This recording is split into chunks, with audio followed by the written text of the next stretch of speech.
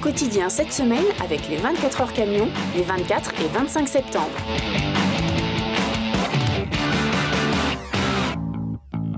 Bonsoir à tous et bienvenue dans Au quotidien. La suite en ce jeudi soir avec Anthony Piton pour nous accompagner. Rebonsoir Anthony. Bonsoir Aurélien. Et ce soir nous sommes avec Alain Moreau, historien, journaliste, photographe, auteur de nombreux ouvrages sur la Sarthe. Bonsoir cher Alain. Bonsoir à tout le monde. On te reçoit à l'occasion de la sortie du premier roman de l'avocate Julia Minkowski, Par-delà l'attente, qu'on aura la chance d'avoir avec nous demain soir dans la quotidienne. Je voulais revenir avec toi Alain sur le sujet principal de ce roman, celui de la sordide affaire des sœurs Papin qui le soir du 2 février 1933 au Mans ont tué sauvagement leur patronne Léonie et Geneviève Lancelin. Alors Julia Minkowski, on en parlera avec elle demain soir, s'intéresse à cette histoire par le prisme de leur avocate Germaine Bruyère, totalement oubliée aujourd'hui, mais qui fut en son temps une grande avocate. Donc on va revenir ensemble ce soir sur ces faits qui se sont passés le soir de la Chandeleur. Tout à fait. Alors, c'est un crime que l'on peut qualifier de monstrueux, n'est-ce pas ? Il ne peut pas y avoir plus monstrueux que celui-là. Une affaire criminelle aussi la plus médiatisée qu'on ait jamais eue dans la Sarthe, c'est clair. 3 livres ont été écrits, dont celui de Paulette Houllier. 2 films ont été tournés, le dernier en 2001, donc c'est tout récemment. Et puis, il y a la fameuse pièce de théâtre de Jean Genet, Les Bonnes. Mais pourquoi ce crime a-t-il provoqué un tel déferlement médiatique dans toute la France ? Sans doute l'incroyable sauvagerie des meurtres et le fait qu'ils aient été commis par 2 jeunes filles qu'on dirait aujourd'hui bien insérées, qui étaient apparemment très bien dans leur peau. Mais la question qui se pose est le pourquoi d'une telle monstruosité ? Pourquoi ce basculement frénétique dans l'horreur ce jour-là et à ce moment précis ? Alors là, effectivement, on peut dire ce qui s'est passé. Alors, qu'est-ce qui s'est passé ce soir du 2 février 1933 ? Voilà, alors il est 8h du soir, et Maître Lancelin, huissier de justice, rentre chez lui accompagné de son gendre et de l'une de ses filles.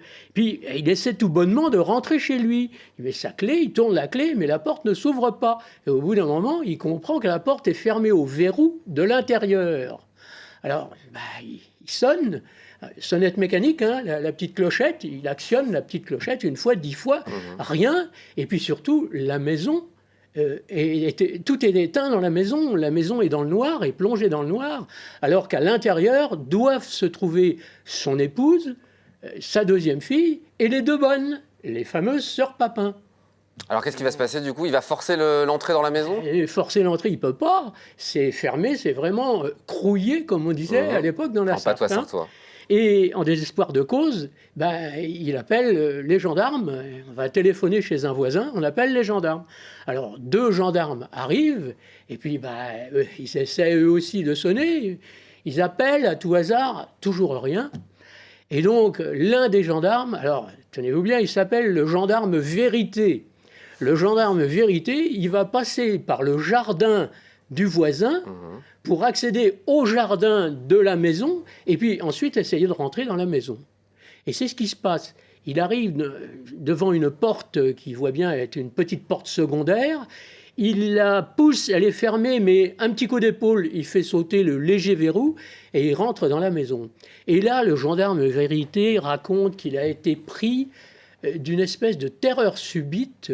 Il s'est demandé s'il allait bien continuer sa mission. Et il la continue ? Alors il la continue, mais la maison est plongée dans le noir. Donc, tout en étant conscient d'être une cible parfaite, si jamais il y a quelqu'un de méchant à l'intérieur, il est obligé d'allumer sa torche pour voir un peu ce qui se passe. Et puis, il rentre, il respire d'abord prudemment, parce que ce que craignent les gendarmes, c'est le gaz, bien sûr, une intoxication au gaz. Il n'y a aucune odeur de gaz. Alors, il est tellement mal dans sa peau qu'il sort son arme, alors que théoriquement, il ne devrait pas le faire. Mais il sort son arme, et puis il avance comme ça, il fait toutes les pièces du rez-de-chaussée, rien.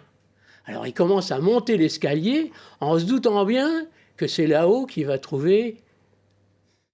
Et qu'est-ce qu'on y trouve alors ? Alors, il y trouve, c'est là la fameuse scène, vous savez, où il monte l'escalier, soudain son pied crisse sur quelque chose, et là, c'est une épingle. On va écarter les enfants, vous changez de... écartez les enfants de la télé à ce moment-là, s'il vous plaît. Alors, vas-y. C'est une épingle à cheveux, mais du coup, avec sa torche, il braque les marches, et là, c'est l'horreur, il voit un œil humain, bien sûr. Alors, il a évidemment la tentation de redescendre l'escalier à toute vitesse et de retourner jusque dans la rue, mais ce qu'il appelle le métier l'oblige à continuer. Tout en montant l'escalier, pistolet braqué, il arrive sur le palier du premier étage, et là, c'est l'horreur. Le corps de Madame Lancelin et de sa fille, tous les deux littéralement massacrés, énucléés. On leur a arraché tous les yeux, bien sûr. Et l'affaire commence à ce moment-là. Donc tout de suite, on va accuser les deux bonnes qui sont enfermées dans leur chambre, je crois. Eh bien, au début, les gendarmes croient que les bonnes ont été victimes aussi du meurtrier. Et on s'aperçoit très rapidement, il va falloir enfoncer la porte de la chambre des bonnes, et on les trouve couchées dans le même lit, toutes les deux, la couverture rabattue, puis on les fait lever, et puis on comprend que c'est elles qui ont tué leur patronne et sa fille, et on les emmène bien sûr à Coeffort, et puis ensuite en prison. Le procès aura lieu en septembre 1933, c'est ce qui nous est raconté dans le roman de Julia Minkowski. Qu'est-ce qui va se passer pendant ce procès et quel va être le résultat de ce procès ? On peut dire que le procès ne fera pas toute la lumière, loin de là. Les sœurs Papin prétendent qu'une violente dispute s'est élevée entre elles et leur patronne, assistée de sa fille, que tout le monde en est venu aux mains, et qu'en fait, elles n'ont fait que se défendre, elles ont tué pour ne pas être tuées. Évidemment, c'était la seule défense qu'elles pouvaient adopter. Aucun des jurys ne peut croire à une semblable version, bien entendu, contredite par les faits. Par ailleurs, Madame Lancelin était réputée une très bonne patronne, leur salaire était bien, et la preuve qu'elles se trouvaient bien, c'est qu'elles étaient là depuis 7 ans, quand même. Alors, une délibération express. C'était très rapide, oui, 40 minutes. Et les jurés condamnent Christine Papin, la sœur aînée, à la peine de mort, tandis que Léa, dont l'enquête a prouvé qu'elle n'était arrivée qu'après le crime et qu'elle avait frappé les 2 cadavres pour partager le sort de son aîné. Condamnée à 10 ans de travaux forcés. 10 ans de travaux forcés. Donc Christine condamnée à la peine de mort, mais graciée par le président de l'époque. Tout à fait. Il n'y a pas eu d'appel qui a été fait de ce jugement. Eh bien, non, il n'y a pas eu d'appel. C'est peut-être ce qui a sauvé Christine, parce que l'avocate a pu plaider justement qu'elle n'avait pas toute sa tête. Qu'elle était folle. Est-ce qu'on sait pourquoi elles ont décidé d'arracher les yeux de leur patronne ? Eh oui, on le sait. Christine Papin donc, a été graciée, on l'a dit, et elle est morte 4 ans plus tard à la section psychiatrique de la prison de Rennes. Léa est décédée à 90 ans en 2001 dans une clinique de Nantes. 2001, Nantes où elle avait rejoint sa mère après sa libération et où elle avait vécu anonymement. Alors on le sait, le ton était monté jusqu'à l'arrachage des yeux des 2 malheureuses victimes parce qu'elles avaient compris.